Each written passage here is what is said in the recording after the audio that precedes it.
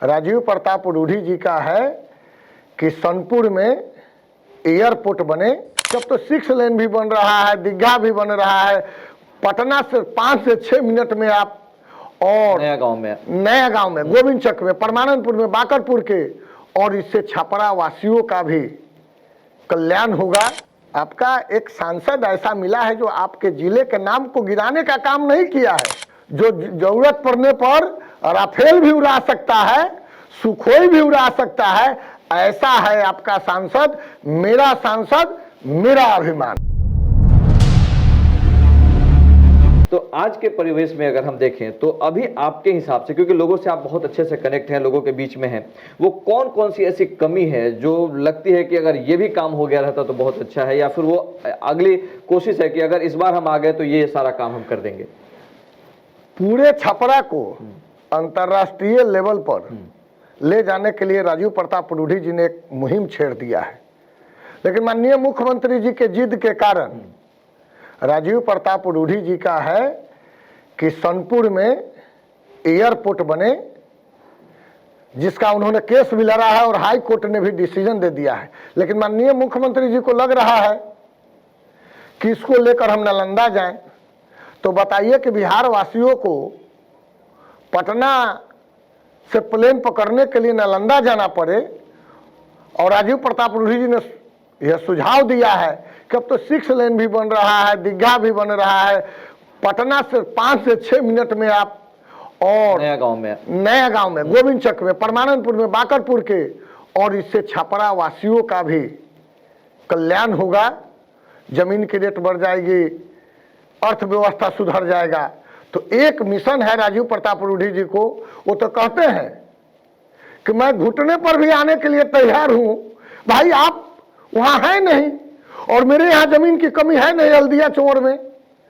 तो एक मिशन है राजीव प्रताप रूढ़ी जी का कि भाई छपरा में एयरपोर्ट बने। यह मिशन है कि अगले बार, अभी भी उलझ रहे हैं और हाई कोर्ट से उन्होंने डिसीजन भी अपने पक्ष में, अपने वकालत भी करते हैं, आपको जानकारी भी होगा कि हाई कोर्ट और सुप्रीम कोर्ट के पैनल के वकील भी हैं और पायलट भी हैं।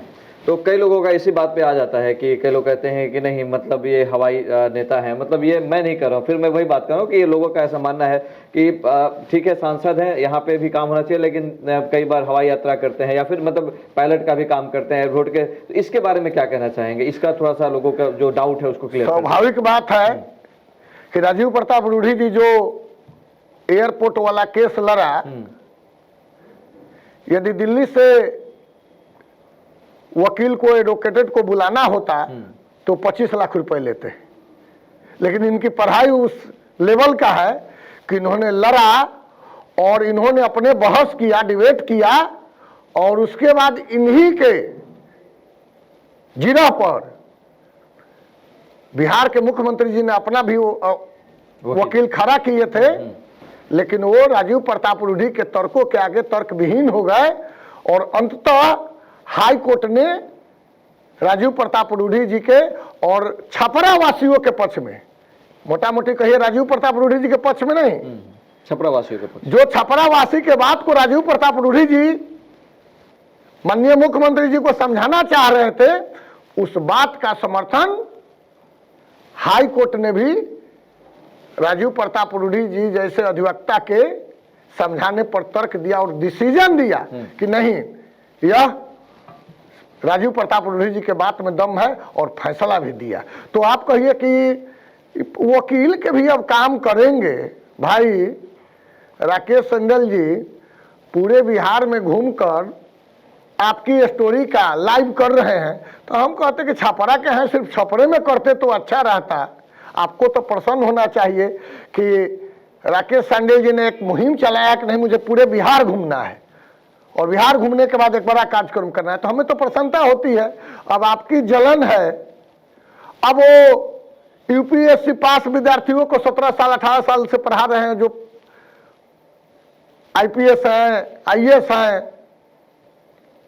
तो तो आप समझ सकते हैं। मतलब एजुकेशन के हिसाब से उसको देखा जाए, ये देखा जाए कि आपका जो सांसद है वो सांसद इतना पढ़ा लिखा है, जो कि आमतौर पे आज के राजनीतिक परिवेश में ये देखने को मिलता है कि कई ऐसे पॉलिटिकल लोग हैं जो उनकी उतनी अच्छी एजुकेशन नहीं है, लेकिन ये शायद छपरा के, आपका कहना है कि छपरा के गौरव की बात है, छपरा वासियों के लिए गौरव की बात है जी कि आपके राजेंद्र बाबू के बाद, भिखारी ठाकुर जी के बाद आपको 74 के आंदोलनकर्ता के बाद आपका एक सांसद ऐसा मिला है जो आपके जिले के नाम को गिराने का काम नहीं किया है, अंतर्राष्ट्रीय लेवल पर ले जाने का काम किया है, जो जरूरत पड़ने पर राफेल भी उड़ा सकता है, सुखोई भी उड़ा सकता है। ऐसा है आपका सांसद, मेरा सांसद मेरा अभिमान। बहुत बढ़िया।